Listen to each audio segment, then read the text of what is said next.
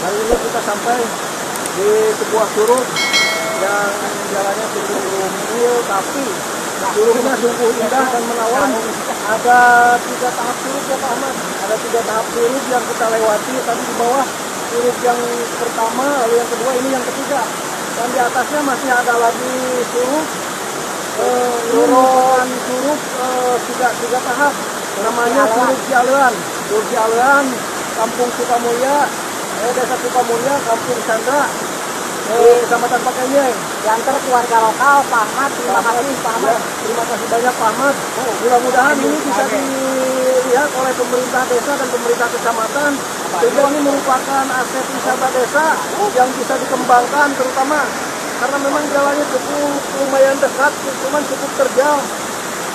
Mungkin nantinya bisa pemerintah membangun desa ini merupakan desa wisata.